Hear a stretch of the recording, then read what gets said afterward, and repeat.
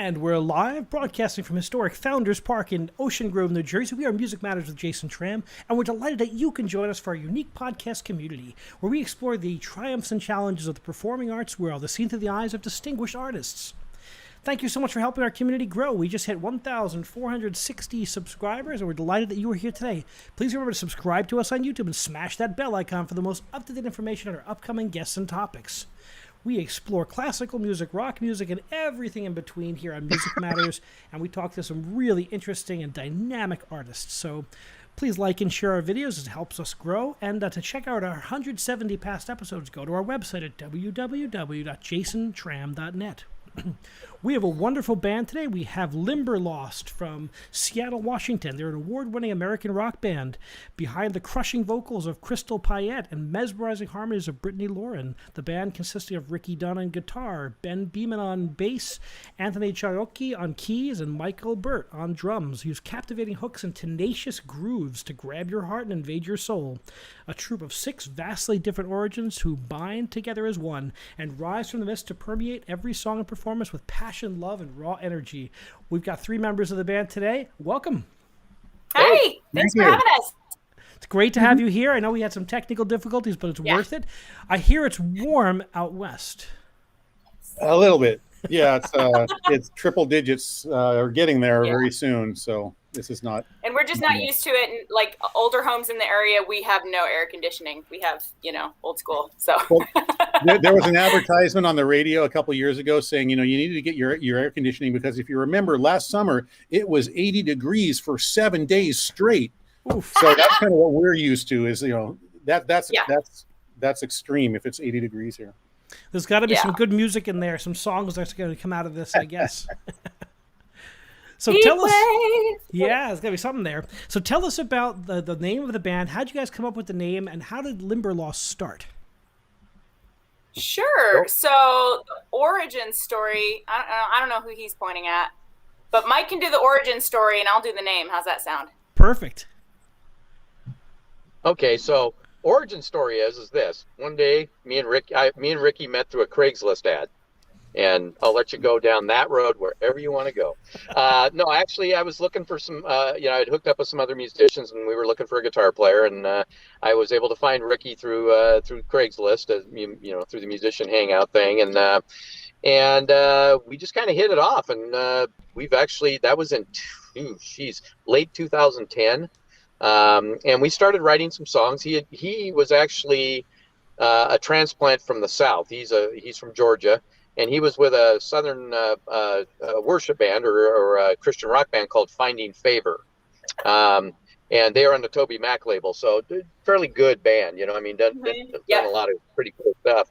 And so he had a whole backlog of song ideas because he's a riffster, and so we just kind of started working those things out, and we went through, just musically, we went through some different stages, did actually a couple 80s revivals with my 30-year reunion kind of deals with my old 80s rock band Foreplay, which was kind of a Van Halen Rat cover kind of band, and then one day I went to this different church that I hadn't gone to in a while, and I was sitting with my wife, and this little curly-haired thing with a guitar bounced out on stage and started singing. And I leaned over to my wife and I said, "I think that's my new lead singer."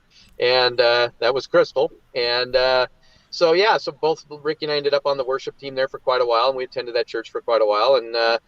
But we'd kind of do the duality thing where we would worship team one week and then kind of start writing our own stuff the next week. And we did that for quite a while, and then we kind of decided to break up because it's one of those things where you just kind of you're doing stuff, but you're just kind of like there's really no end game to it, and we felt it was kind of a bummer. Ricky and I got together. It's like, God, we got this one song we've been working on since we got together, and so we went up to a friend of ours, Dave Smith, and asked him about recording it for us, and we actually were looking at some other players to fill in the spots, and he says, "You guys would be a moron if you didn't have this girl sing on your record." And so we went back with our hat in our hands to our other 2 members at the time and, "Hey, listen, we want to go record this. If we take care of it, will you come record?" And they did, and we did. And all of a sudden, we kind of hit the scene. I mean, it got spread. Our song got spread around. It actually was released pretty quickly, and it's kind of made the rounds, and people were starting to take notice and want us to do things. And we got on a little internet radio station around here, and it was kind of fun. So we just kept keeping on with it, and immediately our bass player quit because this was going to go somewhere, and Daniel is a wonderful human being, but he's just one of the guys that's got, his iron in every fire he can put it in, so it was, and his priorities were not to be in a rock band that was going to go somewhere. So, but he stuck with us for a while and recorded a couple more songs. And then all of a sudden one day, my 80s band tribute thing fell apart, and we were supposed to do a show, and we had this venue. And I think that's when I first met Tony, as I approached Tony about doing, hey, what if I brought Limberlost out and we did a show together, and I've got the night already. So we did, and actually Tony played a couple songs with us, and we had to find a bass player. So we went and found our rescue, I'm calling him now, Ben. And stole him from me. Stole him from Ben. He was in my band at the time. Yeah, he was in several other projects too. So he was kind of one of those guys that was doing everything, with everybody. But he was in Tony's band too, and he just never left. Yeah, we had joint custody for a while, and then as things kind of started to take off, and I got a little bit more business oriented with my journey. I kind of started making demands on people to kind of stick with it, because I knew things were going to start to get to a point where I couldn't plan around other bands, and so we had a couple other members. We went through several keyboard players and another background singer that actually kind of started us down that journey of having a background singer. And then all of a sudden, once the heat got turned up a little bit, they all decided to go focus on other things. And they had that's when projects that they wanted to focus on. So it's just a time. Yeah, it was just timing. You live in such a music-dense town. I mean, Seattle's got such a vibrant music scene, especially for rock and roll. So I guess finding that alchemy, finding that fit when it's just going to work, it takes a long time, doesn't it? Well, it was kind of, well, for us, it was like, every step of the journey, it's kind of everything that we've needed and the people that we've needed have always come together. It's just been a weird deal from a chemistry standpoint. Like I said, I don't think it was, Ray and Circa's intent to just leave the band, but it was just not timing for them, but we had a really good time playing with them, and we all got along really well, and everything. The recordings we did were great. We still work together on other stuff. So that's awesome. We're still all good friends. And then all of a sudden, our first guy that ever played a keyboard on our song, and I had a glass of whiskey over at the Poodle Dog, I think it was, and we talked about him joining the band, and he was pretty excited about it, and so then we ended up Tony ended up becoming a permanent member, and Brittany was kind of a weird deal. My wife and I went to a benefit deal with a friend of ours that a friend of ours was playing at, and she just kind of came up out of the audience, kind of unrehearsed, and did a duet with him. And when she got off the stage, my wife went up to her actually and says, "Hey, you interested in joining a rock band as a background singer?" And she was like, "Oh yeah," and then they got to talking, and then she introduced her to me, and she found out it was Limberlost. She goes, "Oh yeah." So it was kind of, it was one of those deals where everybody, and that was all happening while the others were still in Exodus. So really the public never knew this was going down. Just a new band showed up at the next gig. Wow. Yeah. It was just like that. And what's interesting about that story, as I think about it, is that, the whole thing focused on, it evolved around that one song at the very beginning that you guys had to get together to put down on a recording. This band may never have happened if that song had not existed. So in a lot of ways, especially the band at that time, there wasn't a real band. A lot of times the song is stronger than the band. What was the song, if I may ask? What was the name of that song? If people want to look it up. Thin Clouds. That was Thin Clouds. Yeah. Thin Clouds was actually my first formal in-studio recording experience as well. Wow. Now, Crystal, your voice is totally unique. I spend my life working with singers. I'm an opera conductor, but I love great singers. And you have such dynamic vocal presence. When you get out, you kind of own that stage. Tell us about your training as a singer, and when did you know this was something special? So I was raised as the daughter of a dude in a rock band. So we always had, guitars. I was raised on ZZ Top and, Bon Jovi and all the good stuff. In the genes. In Seattle, my dad always, it was his dream to have his two daughters, doing music together. And in a way we kind of are at this point now. She's actually been a very big support, and she's doing a lot of work with us, with other things that we're working on. And so we have that going, but yeah, there were always just musical instruments around my house. And I would just pick them up and make noise on them. And I was just always singing, always. I remember being very young and like writing songs in my head. And so to me, music was just kind of, couldn't not do it, you know? Like and breathing, so I right? hadn't Like really been part of a project before Limberlost. I had done some work with a couple of other guys that I knew who were, we were just doing some cover songs and doing like really fun arrangements and having a good time, but we were playing like coffee shop gigs, and that kind of, it actually ended up kind of waning at the same time that the Limberlost thing picked up.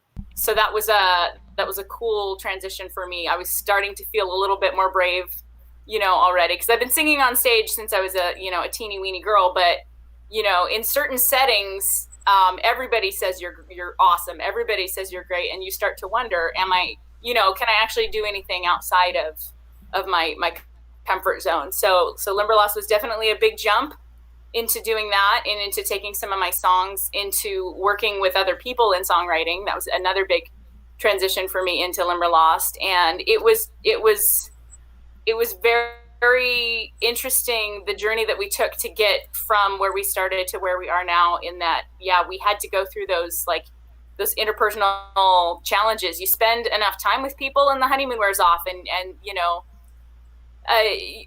personal dynamics, and just getting to know a person so that you can trust their intentions, even when, you know, things get a little bit frustrating or whatever. So that took some time, and that it came to a head right around the time we were getting ready to record. And that song, we had this like magical day in the studio where we took one day, we went in there and laid it down, and it came together, and we were all kind of like, that's really cool how this worked out. And it immediately, I think we sent it to Seattle Wave Radio maybe, and then all of a sudden we were playing shows like before I knew it, and we were doing some like Battle of the Band stuff, and it just kind of kept going there. You know, it was like, why would you not ride that wave, right? So it was inevitable, kind of in the way it came together. So something special there, right? Something that grabbed you. So I imagine every band is like there has to be like any family dynamic. It's a challenge. I mean, you spend so much time on the road together. What's it like being on the road? You guys tour quite a bit, especially pre-COVID and post-COVID. Now you're going to get ready to go back on the road. What's it like being on the road with Limberlost? It's really most important of our that. friends are go ahead. I was just going to say that's one of the things that actually even the people that have been in the music industry for a long time, when they're looking at a band, like producers or managers or whatever, one of the first things they do is send you on the road. And it's not because they don't want to find, they want to see if you can stand each other because that's when, one of the times, there's several different milestones, but that's one of the times when bands really kind of realize whether or not they can kind of coexist in small quarters, in frustrating conditions, and in not perfect conditions, like a lot of times you have in a rehearsal studio. So we get along amazingly well. And I know, I like I mentioned when we were off the air, I've known Ricky and Ben for a long time. I hadn't known everybody else. But we just kind of have a chemistry that you wouldn't know it if you came to one of our rehearsals. We're in the middle of writing a song, because you'd think we hated each other, because things are just short of throwing furniture across the room. You know, we're all like providing our input and fighting for what we want. But in the end of it, we come out of it with something magical, you know. And I think it's because we get along so well that we can actually do that and be really honest and upfront in that way that I think if you just walked into it from the outside, you'd be shocked that we even were together. Just meeting you guys on the sound check and hearing you interact, it's great to see people that really like each other. You can tell there's a lot of love in that room, and people respect each other. It wasn't the easiest time. We had Crystal running around in the middle of the heat and trying to get you on the. But I'm so glad we did, because I just love to hear this behind the scenes. I've really, really enjoyed getting to know your music and listening to different tracks and watching some of your videos on your YouTube channel. And I was on your Spotify channel. You guys have over 30,000 monthly listeners on Spotify and growing steadily. Yeah. I saw over 70,000 views on your song Good Fight, which is just fantastic, and I really love the video. Thank you. That. And I see you've won a lot of awards. Your music has been used in a lot of different places in addition to your touring. What's it like to watch the band kind of take off after you build it this way and it starts to gain traction? It's wild, because I tend to unplug from it when when it's not happening. Mike is our point man. He's the one who's booking shows, doing all of that administrative stuff that we would be going nowhere if front girl had to do that stuff, let me tell you. So he's doing that. I'm doing my mom thing.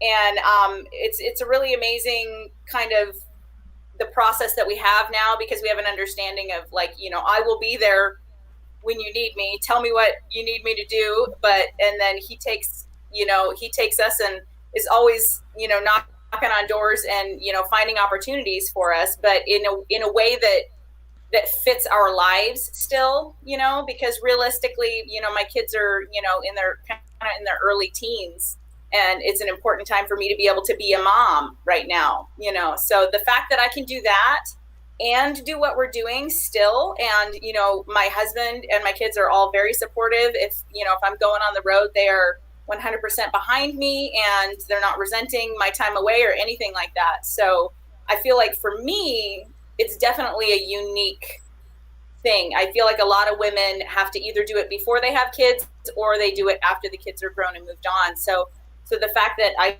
been able to have the best of both worlds has been super, super remarkable for me, and I'm so thankful for that. It takes a whole village to make it work. I'm a dad too, and I've had a single dad raising 4 kids, and in the middle of a crazy. Sometimes I'm in Europe, sometimes I'm traveling in tours on the United States, and it takes a whole village to do it right. It takes a whole village to make it work.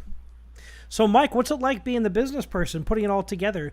I always say this is the era of the indie artist, because we have unmatched access to putting our music out there, whether it be streaming platforms or YouTube. What's it like building an organic platform like this? Well, it's that's a great question, and it's one I ponder all the time. I've had some little Mike-isms pop up here the last few days, so I might drop them on you. But, the reality is the statement you made where it's, I think you said it's even access and all that kind of stuff. Well, actually, it isn't. And the fact of the matter is and most people don't know that, because the music business as you think it exists, because maybe from history or from perception, has been shattered and mutilated and blown up so bad that the things that most people are trying to chase in this business don't even exist anymore. For me, when I got on distribution, for instance, we talk about distribution being hey, everybody can get distributed today. Sure, you can get CD Baby, you can get DistroKid. The actual record industry calls those soft releases. They don't, and I didn't even know that was a thing. And because unless you're releasing your music through a manufacturer's portal or like a Warner Brother portal or a Sony portal or a Universal Audio, that is not reaching every place it can get. Okay. That doesn't mean people can't get all their music out there, because they do. But what it does is, if you battle in just that realm of the getting on iTunes and Spotify and Amazon and all that, if you just battle in those areas, yes, you are battling in a sea of white noise when it comes to music. Good point. But if you learn that there's other things going on out there and try to figure out how to tap into those, yes, there are ways to get your songs if you pay for certain things in a certain way. But let's be honest, the business has always been payola. Okay, it always has been. Somebody wanted to get a record on a DJ back in the 50s, they paid that guy, and he went and spun that thing all day until everybody thought it was a hit, and then it was a hit. So, and that's what the majors do. The majors do that same thing. So for indie artists, from my perspective, to get out there and do what I got to do, I've got to always be looking for the wizard behind the curtain, and always be looking, that what I'm looking at might not be real. It might just be an aberration. So I said something the other day to somebody, and I was like, wow, that was kind of cool. And a couple other people, I think Tony said something. I said, where'd you hear that from? And I go, I made it up. I remember that. You got to impress, or you got to be the person that you're trying to impress. So many people are out there splattering crap all over the place, they're trying to say the right things, mimicking and doing all those things, because they don't know any different, because they think there's somebody out there that's going to catch them at some point and come down and take them to the promised land. That somebody's going to open that door for you. And those guys don't exist anymore. People are then. I don't think they ever did. I mean, I've spent a significant part of my life, as I think most musicians have, wondering when somebody was going to walk in the door and realize how freaking awesome we are, and just sign us right up, And they never walk through that door because those people are they're trying to make their own thing happen. And I've told stories about this before. When I was in LA, I was passing out CDs and meeting people that were certainly well known that you would recognize, but it became really obvious that they were still as famous and successful as they seemed to me. They were still trying to make their own thing happen. Right. And they really didn't have the bandwidth or the connections to do anything for anybody else. And if what you've got to do is what Mike is talking about, it's change, but you've got to get your own thing going and then have that thing to offer. And then you'll be beating them off with the stick. Once you have something where they're going, whoa, that's, these people have their act together. Nobody's going to do that for you. And so you've got to educate yourself and learn the new industry. I'm pretty fortunate here because as everybody else in the band is, Mike is a master at this. So I don't have to dig too deep. I just kind of point to him, and he's actually, and I'm sure he will agree. He's learning every day. It's changing every day. So Mike not only keeps the drums going, but he keeps the business going, which keeps the band. He keeps the wet cats herded. Yes. What he's really. Well, bravo, Mike, and you're doing a great job because, boy, your music is growing. You're putting it out there to the world, and you're getting a lot of response. I mean, there's some really wonderful things happening. How important are the live performances to getting the music out there? Well, that's a great question because, as I was looking pre-COVID, actually, I was looking at some things and starting to we've actually switched distributors right before that. And I was looking at some different things and starting to get this mindset that I'm prevalent with today is realizing that because I created some really cool relationships for myself in the initial building of this business or this business model. And, I too thought that by having these relationships, certain doors were going to open and certain things were going to happen. And this is not in any stretch or way a slight to any of these people in my life, because they're some of my closest friends and they're my mentors and I love them all to death. But I so all of a sudden realized that if they knew how to get me there, they'd already be doing it. And but they knew things about the business, and they became great sounding boards and people that helped me make better decisions, or, don't do that. It was kind of those things. And so as we slid into COVID and everybody went dormant, I realized I was on my own, and good point. And I had this band of people that the reason we work, the reason we click in a lot of cases business wise is because there's never not something about ready to happen. In other words, I'm always 10 steps beyond the next cool thing. I'm already, that's why we already have a Texas run, after this run we're going to do. And after that, I'm already working on next spring's run and so forth, because, to be a leader in general, if you don't provide a measure of success and a vision for your people, then they tend to kind of scatter and they tend to not stay focused and do the things and I'm blessed because they all let me do my thing. I'm sure they all probably sat there and go, I don't know if I do it that way. I'm sure they've all done that, but they let me do my thing because why? Because we're succeeding. And I think that's important. And one of the things that one false step, brother. One false step. Yeah, I know. You're only as good as your last good move, right? So, but what I'm getting at though is what I started to realize is live performing. I started to really deconstruct the record business and say, what made the labels, what made the majors, what makes their stuff successful? And again, instead of trying to impress them, why don't I be the one I'm trying to impress? So I started looking at how we release albums, for instance, and songs. I mean, God bless them, I was one of them. There are people just pounding out music as fast as they can think it up and get it recorded. And they're just part of the white noise because nobody remembers the song in 3 months. They don't even remember the song in 3 months. They're not even doing anything or promoting it. They do their sponsored ads and they do their thing and they throw pictures up and they maybe kick it out on Facebook or Spotify but there's really not, and that's just to the people that they know that do those platforms. They're not in record stores. They don't have, they're not attacking different markets around the country and around the world.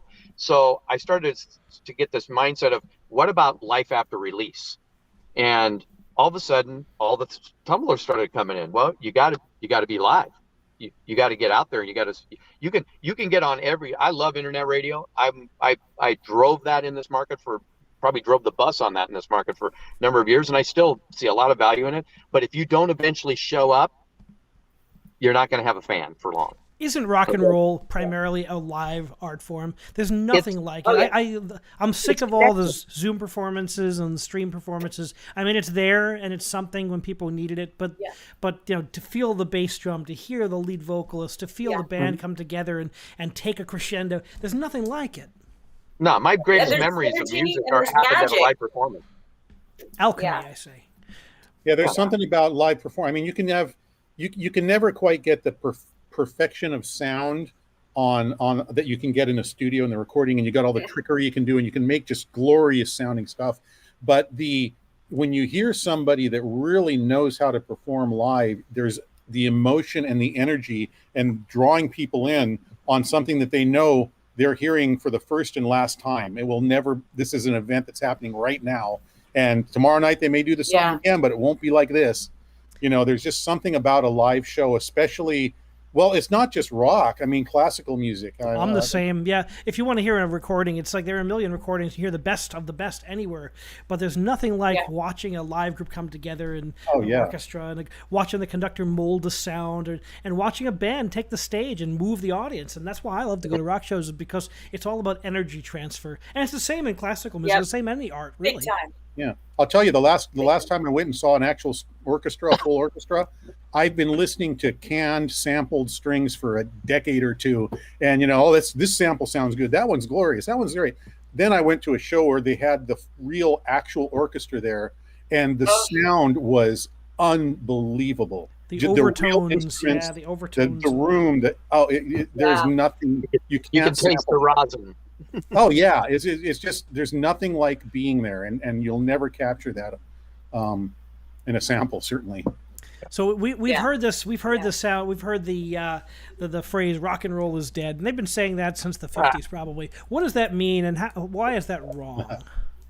It's always wrong. I mean, come on. I grew up in the 70s, going into the 80s, and it was disco, and then it was urban cowboy, and then this band called Van Halen came along and just set everybody's an AC/DC, and and all of a sudden, boom, MTV and rock and roll was killer. And then it kind of went off into the weeds for a little bit, and then boom, it came back again, and we had a grunge thing, and there's always something coming along. And that's the other thing, I think that the world is ripe for a new wave of rock and roll. I personally believe, I'm hoping that we're part of that we're going to drive some of that boat, that melodic rock, that it's not genre specific, but it's just, if I was to liken us to any band, just in style and maybe how music is put together and stuff like that, not in sound, but I would say Fleetwood Mac, because great band. That's one of my favorites. Because there's obviously many different songwriters in that band, and we have that same thing going on, and so we can do this kind of song. I mean, if you listen to this album that we got coming out, I've basically burnt my first copy of it because we just got the physicals, and I'm listening to this, and it's a story, it's a musical story, because it's not just balls to the wall all the way through. I got, no offense, I love AC/DC. They're one of my favorites. I got their CD on hold in here. But it was 12 AC/DC songs, bam, bam, bam, bam, bam, bam. It was just, it was, there was no, I wasn't going to hear a ballad in there. I'm not going to hear a duet. I'm not going to hear any of that stuff, but you get our new album, and you're going to get all that. You're going to get some surprises, and that's great. And some covers and some, that's exciting. When I listen to you guys, whenever I take a band that I discover, like in one of these bands, I always go and look for live recordings on YouTube and hear what they sound like live. It's so important to me to get to know them, and I was so impressed by how you were able to really perform and get your sound out in the live medium. I think that's like critical for a rock band, and I love the depth of your songs. You guys have power ballads, you've got really rockin' stuff, and everything in between. And I like that Fleetwood Mac. There's a little bit of that there, and but of course in your own modern way. You can't really ever recreate a band that's just one band. No. But I don't want to be like anybody else. What do you like? Well, I think the bottom line is that as long as there are young people, there's going to be rebellion. As long as there's rebellion, there's going to be rock and roll or something. You know, I mean, before there was That's rock, there was jazz. Jazz was a very rebellious music form that was not the parents did not like it when it came out. There'll be something in that vein of rebellion, and that's why, in order to stay relevant, people, you know, David Bowie's and all those people have to reinvent themselves, because if you stay the same, they're just going to rebel eventually. Yep. You have to evolve. It's great. We're always constantly evolving. The art form's changing, and so I was really impressed with the sound, with the two female lead singers, the two powerhouse singers. It was just a unique kind of sound with the harmonies, really, really beautiful and powerful, and kind of. Also, you guys seem to delve into social themes. Is that important in your songwriting? To me, well, you know, go ahead, Crystal. I would just say The Zoom nature of things. Sorry. Right? For me, I'm writing about my life and my emotions, and I'm writing about this stuff I'm going through. I've written about depression. I've written about relationships. I've written about, you know, that kind of stuff. And to me, that's why the music is important to me, is because there's something happening. It's not just entertainment. For me, I get to dig in and deal with stuff in my life and then share that with somebody. And I get to take that on stage and give somebody something out of my song. And so to me, having a reason and a purpose behind it, and then taking that and turning it into really great music that people can just, like, you know, enjoy for the, you know, just, you know, being in the live atmosphere or whatever, so that people are welcomed into it, is important to have both sides, I feel like. Thanks for sharing that. It's so important. Realism in music, right? Is bringing real emotion on the stage. I think that's why I always look for real emotion. And I just, like, heard your first song. I was like, oh man, these guys really have a lot of power and a lot of depth. Let's see. It was something that rocked pretty hard. Then I found the ballad on The Good Fight was a nice ballad, and to kind of balance that off, I'm like, oh, they have both sides of it. Really, they can write a great song. Dynamic is so important to me. Like, in between our songs, like, having dynamic in the range that we sing in, and having dynamic in the type of songs that we do. Fast songs, slow songs, loud songs, quiet, intimate stuff. To me, that's what makes a show. That's what makes an album, is that ebb and flow that draws you in and then lets you relax and soothes you and then pulls you to the edge of your seat again and gets you involved. So that kicks you in the teeth, I think, is one of our strengths that we capitalize on, with having so many, you know, our songs have always originated from different, like, you know, different angles. You know, sometimes it's like, I will write a song. That was Good Fight. I wrote that song and I brought it to the band, and then God bless Tony, he kept the dinky piano part that I wrote for it, you know? Well, I dinkied it up a little more than it was, but yeah. And then in other songs, it'll be like, you know, the boys are jamming and we hear something, we hear a little riff or something, and a riff that Ricky was working on a song, and then kind of like, well, what if we changed this and did this? So that origination point coming from somewhere different every single time has given us that diversity in not getting stuck in one box, not getting stuck in one sound, but still being identifiable. Like, you know, you could turn us on and say, oh, that's Limberlost, but it not be the same. But I'll tell you, kind of directly to your point, and maybe that's where you're going with, as far as like social activism and that sort of thing. We in not only in political but social, and this band runs the gamut. There is somebody in this. We run the whole spectrum. So it's almost impossible for us to actually take a stand on those. But what we can do is the underlying humanity behind all of that, the things that we do agree on. And that's what kind of we were trying to show in that Good Fight video, was that underneath all this chaos and violence and all this stuff, there's a common humanity that we can stand for that. You know, isn't that music's role? I mean, I'm always looking for like broader themes. Music has the ability to unite and inspire, and it can bridge gaps. Like, it bring people together. And your video was really touching. I mean, whose idea was it to make a video, and how hard was it? Like, that's a real challenge. I mean, back in the old days, it was really expensive, but there's so much great indie videos being made. Who does the video? Who put that together with you guys? You want to tell them how much we spent on it? No. Millions. That was millions of dollars. It was Hollywood production. No, that video, you know, like Crystal said, she wrote the song originally, and it really had a different meaning. But I'm going to veer off for just a second on Please that. do. I want to say something too, is about the music. Our job is, we're actors, we're entertainers. Our job is to put stuff out there for people to embrace in some form. Music is a weird medium. It's because it's the only medium in the world that I know of that can totally 110% captivate all the senses at once. It can captivate the mind so well that nothing else can get into it for that while you're listening to it. It pulls everything in, because that music is just so beautiful, and it's in its essence. But we write songs, that may mean something for this or something to that. But if we're writing great songs, then they become that, the meaning becomes that of the listener.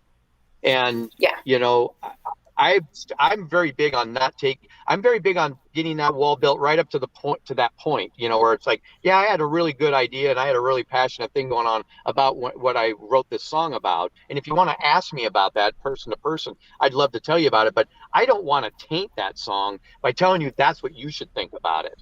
I'm not out there to, raise the flag or start a war or do anything with this crap. I want you to listen to that song and go, well, I really dug that, and it really means this to me. Or That's I like a subjective part of art, right? That's subjective that we all have. Because they need to own it. And if people aren't willing to own your music, well, then your fan base is not going to be worth a damn anyway. So Crystal wrote this song, and this was an interesting thing for us, because through the process of us making the song, which sounded very different when we wrote it and actually performed it a few times. And then the relationship was created with the producer, Timothy Eaton. And Timothy came into our lives, and he produced that song, and it took on a little bit different kind of feel to it, and a little different, but masterfully. I think he did a great job with us on the song. I love the song. And then we sat on this thing for a while because, well, we wanted to tour, and we knew what we were going to name the album after. It's a title track, blah, blah, blah. And so we couldn't touch the thing. We couldn't do anything with it until we could get out on the road, and all of a sudden we were watching The World, and I think it was Brittany that kind of came in and was just like really passionate that she just felt something about this song would speak to everybody right now.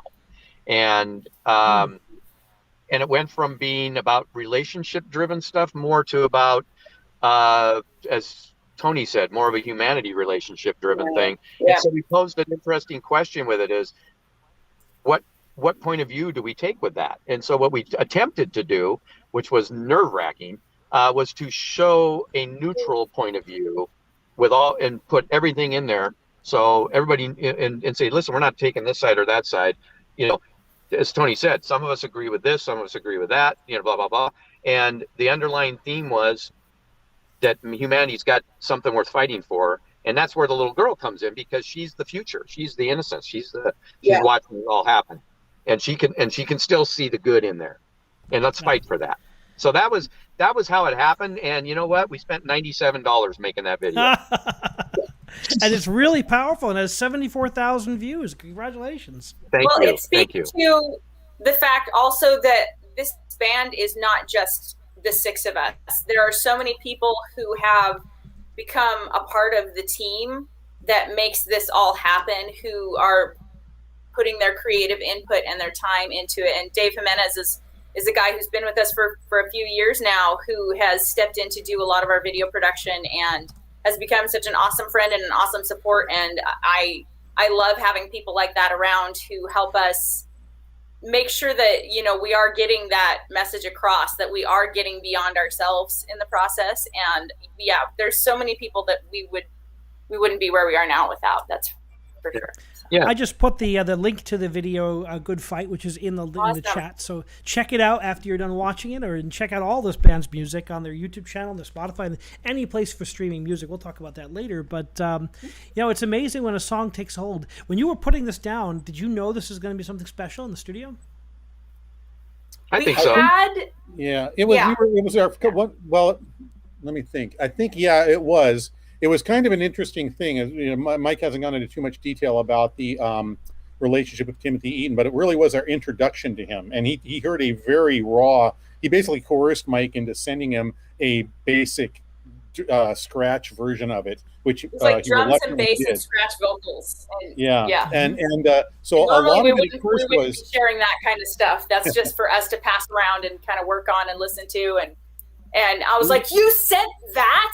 Like, really? Of everything you sent him that? I want to beat him with a stick, man. But so a lot of it was kind of getting him to know. Form, when Timothy got it did that thing where it struck a note for him, and he found something in the message and in what we were trying to do that he heard and came on board and helped us kind of like reshape some of what we were doing in the song as far as like dynamics and feel and stuff and a little bit of structure and things. And it was really a great experience to have that, that extra collaborator as well, to have that. Have you been experimenting with the song in performance before you laid it down in the studio? Has it been, as I call it, the Crucible of Performance? You bring it out there, put it on the road, put it in front of an audience, and it has a unique kind of way it changes, right? Right. We do a lot of that. This song, the version that was originally done was not the version you hear on the recording. I wasn't even in the band when I think I joined the band right after. They might have played it once or twice, and it had a totally different feel. So I kind of grabbed it and went with my own direction because I didn't really know the history of it. And it's like, well, this is how I would do it. And I threw in that middle interlude part where it breaks down and there's the string parts and all that.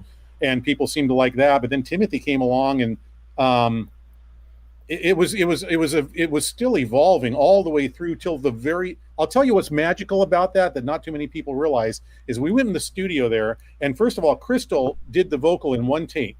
Wow. We listened to it and we're going, oh my God, that was amazing. And Timothy made her redo it.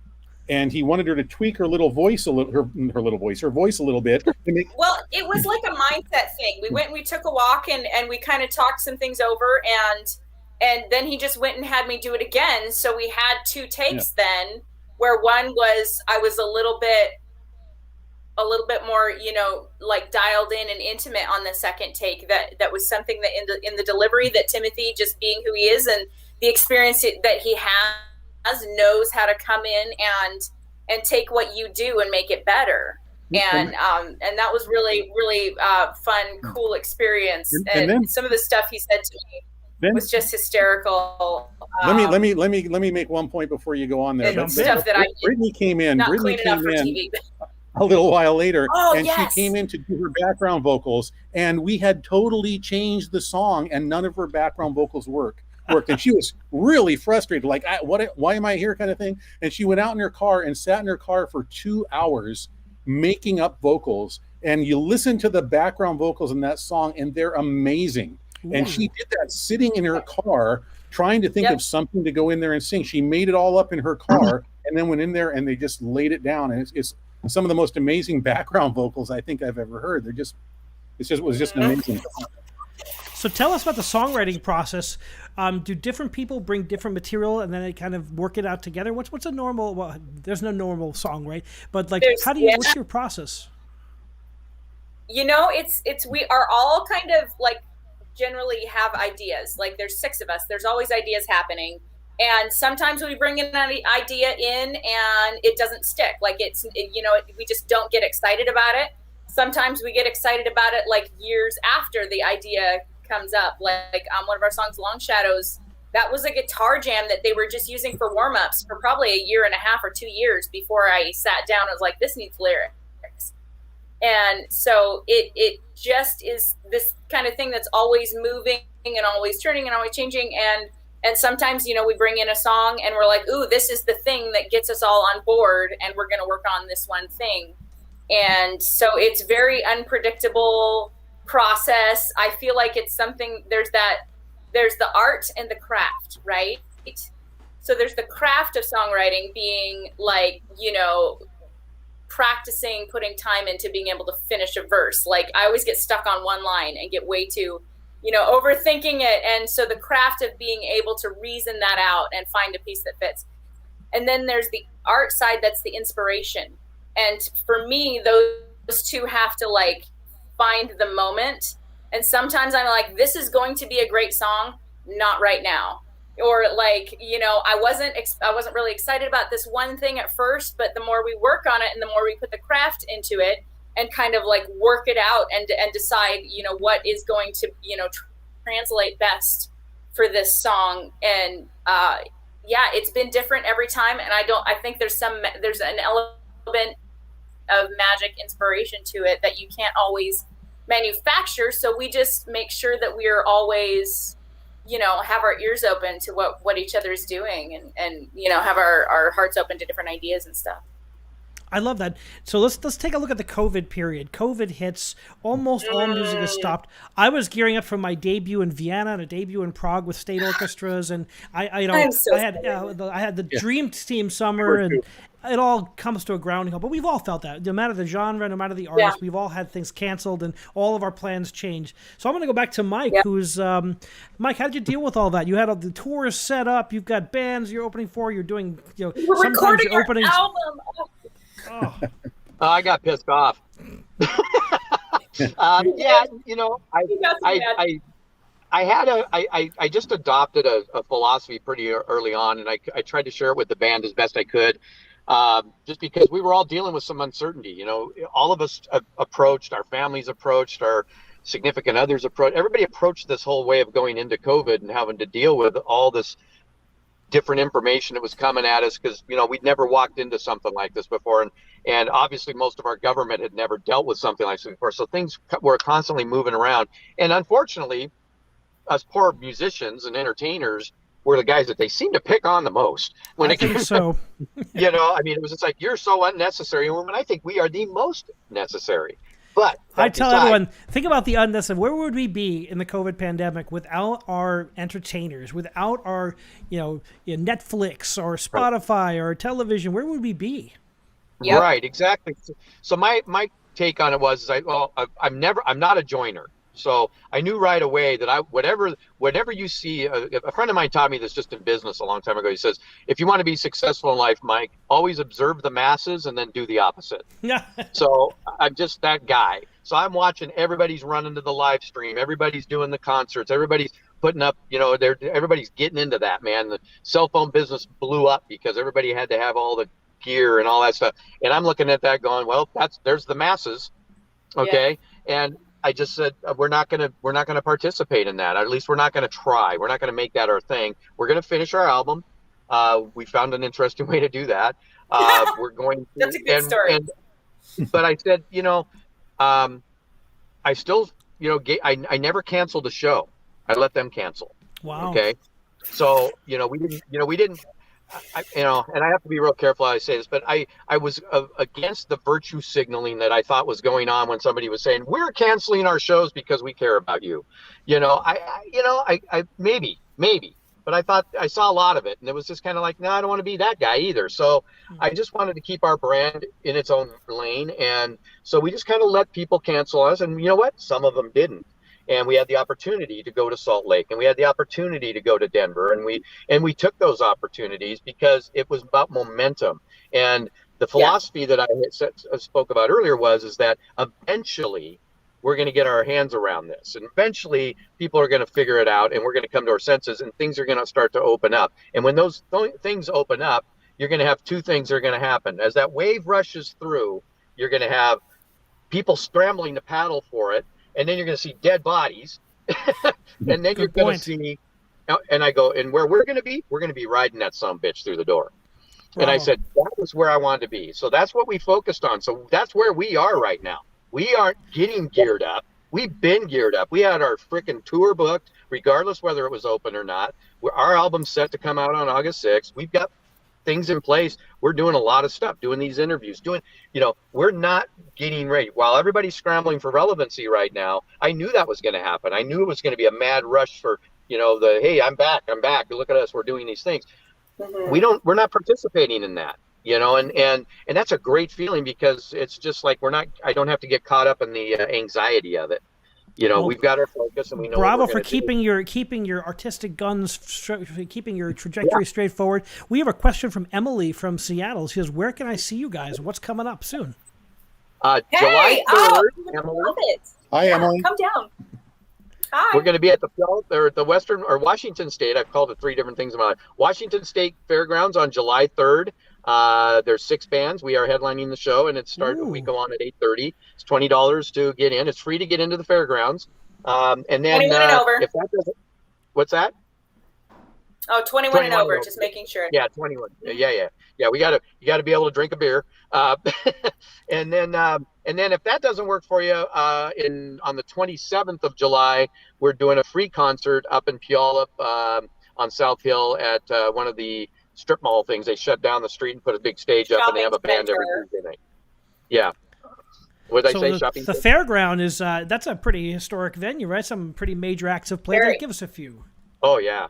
Mean, you named some big acts. But Carrie Underwood's going to be on there here soon. We're in rotation on the leaderboard with some pretty big names right now. That's exciting. It's pretty surreal, actually. Yeah.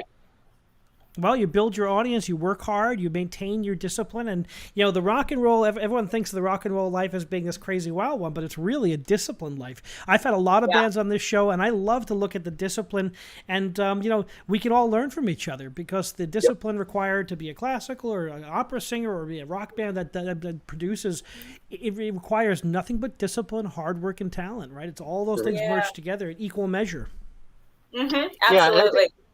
And I think one of the things that's real important for a band, or a solo artist, I guess. I mean, but for a brand, let me say that, a brand, because I think what's important for a brand is, number one, to know what that is. And, Crystal, uses the word authentic a lot. And I think that's important too, that it's true. There's a truth to it. And, but also that there is a concrete vision in place, that where you want to go and where you want to be. And you're not watching what everybody else is doing, because I think that's where most people fail, is they don't really know why they're doing what they're doing, but everybody else is doing it, so maybe that's what I should do, and then they don't understand why the results don't come. I think if you have a concrete vision of where you want, then what you just said, then that comes into play really heavily, because now that experience is a great teacher, as long as it's somebody else's, comes into place, because now I can see everything you've screwed up and not do those things, and everything that you do that does well and gets those results, then I can do those things. And that's where the mentorship comes in. And I think that's, I know that's why this band is going to get where we want to go. I just know that. And it's not going to be just because of me. It's going to be because I think we're staying in that lane and we understand that. They always say the key to success in the arts is great art marketed well. And you have to have that business sense behind it, and you have to have the great art to back it up, or there's nothing to promote, right? And absolutely. And I can't wait to see you guys when you come on the East Coast. Do you have any plans for East Coast touring? Probably next summer. I'm going to say probably around the August time frame. If we are fortunate enough to come back and go do the show we've been trying to do for 2 years now, out at the International Singer-Songwriter Awards. We've won a couple of those, and we were actually slated to be out there the year we won Band of the Year, which would have been really cool, actually, because we would have been playing that night. And then we were supposed to go back this year, and so we had kind of a little East Coast thing, and I think we were going up as far as Richmond, Virginia at that time. Nice. But that fell apart because that show wasn't happening. So but we've got some great friends out there from some of our internet radio communities that we've become a part of. So we've got some really good stuff that's there, in place. And that's how we're getting into the Midwest. That's how we got our Sheridan show. These are all places we've been, cultivating our music for the last 3 or 4 years. And when the opportunity comes to have us live, they're jumping over hurdles to do that. And I think that's really, really important. Again, like I said, it's great to do all those things and get all that internet fun, but you still got to show up and shake the hands and look them in the eyeballs and sweat on them and all that kind of stuff. Well, you guys are ready and poised to do that, and the band's ready, and you've been playing, and the album's ready to be out there and to give it a life. What do you have to tell the audience? What's something that each of you can tell the audience to look forward to in this album as you retake the stage? I'll jump on that because I've been listening to it a lot lately. I think there's a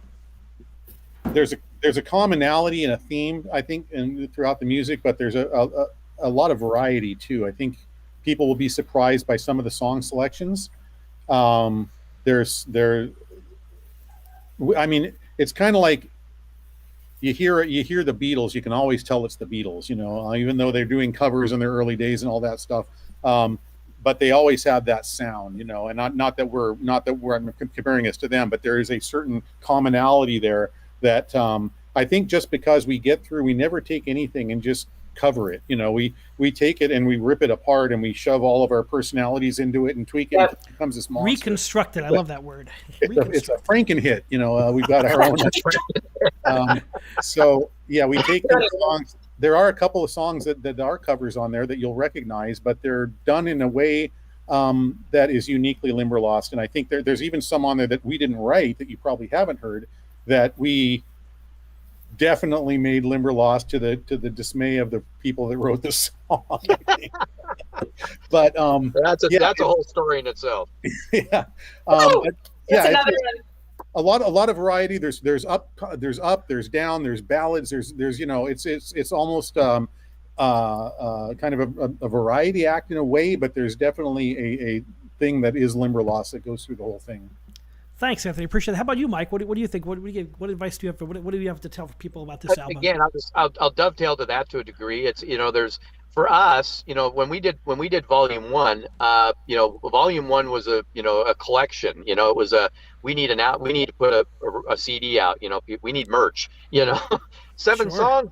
Here's an EP. You know, there wasn't a method to the madness to it, and you know, kind of on the same vein too, because people don't just make albums anymore. You know, I mean, it's just kind of, you know, it's kind of not the thing. And so we didn't really sit down to make an album, but I think we got a little bit more intentional about this album.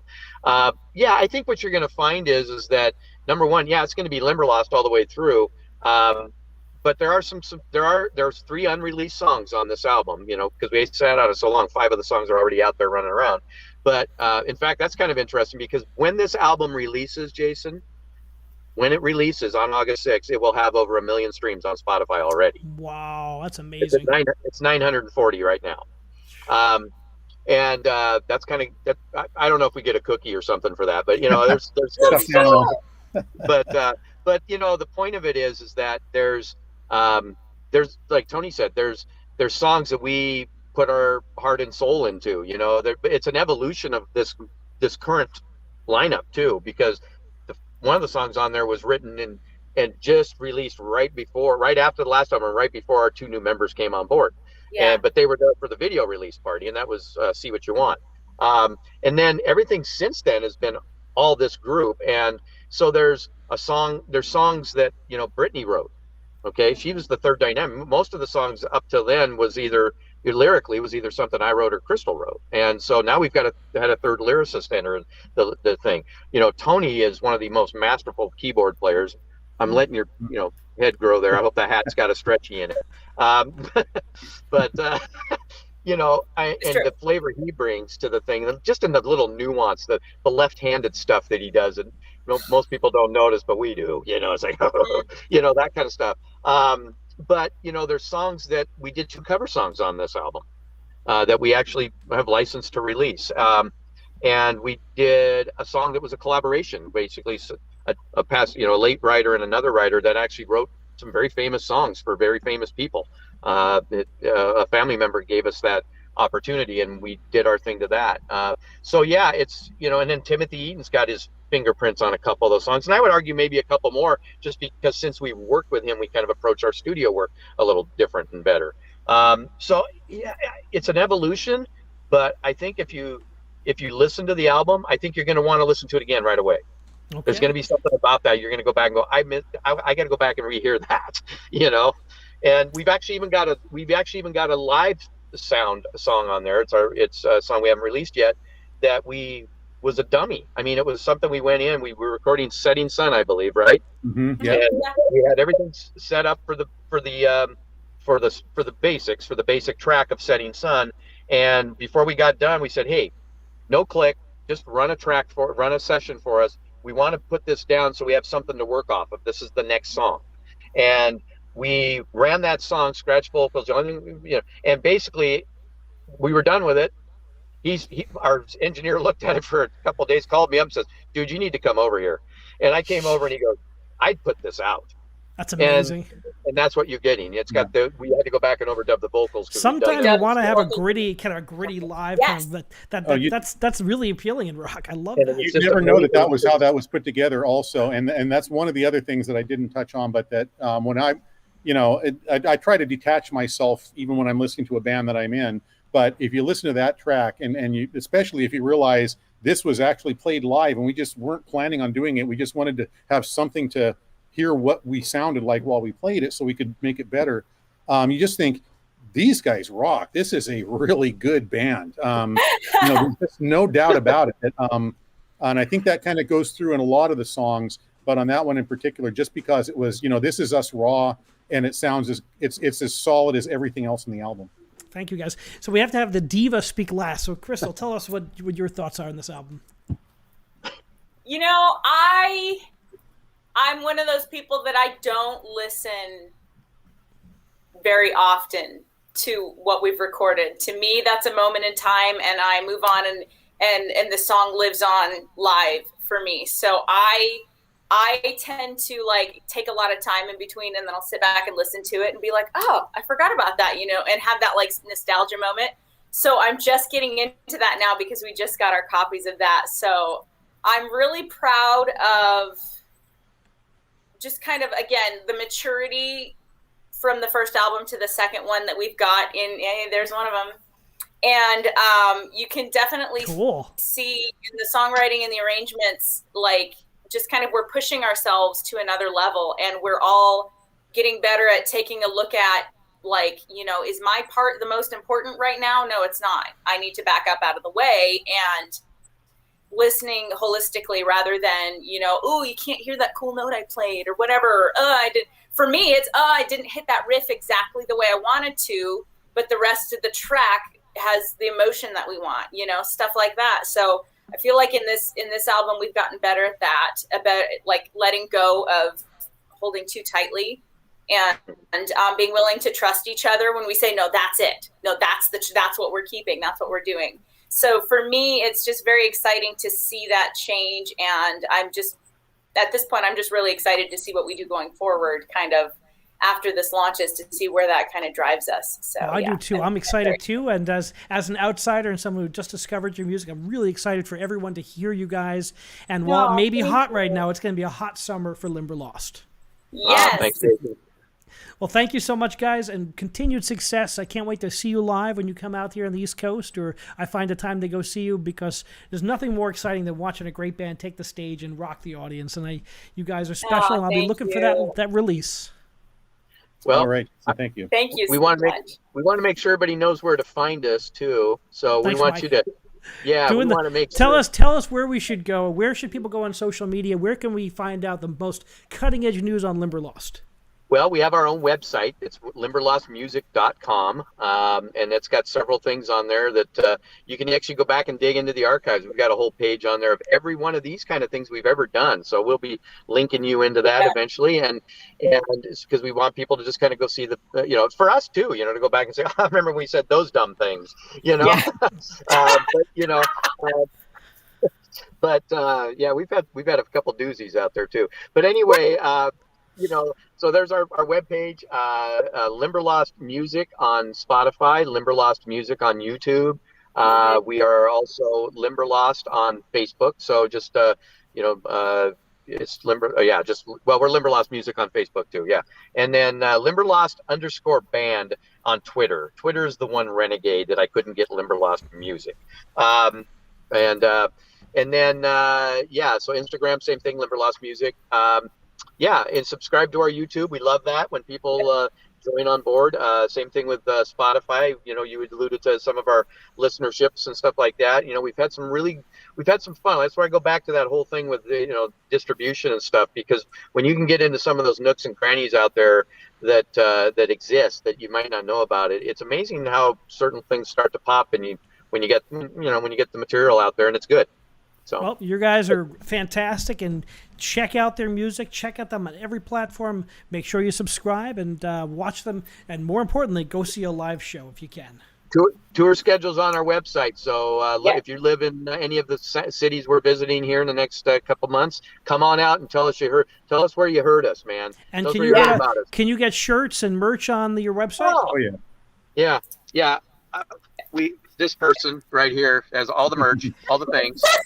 It takes a whole village. It does. Absolutely. Well, thank you guys. I appreciate the time, and I can't wait to see you rocking the stage. Thanks, Jason.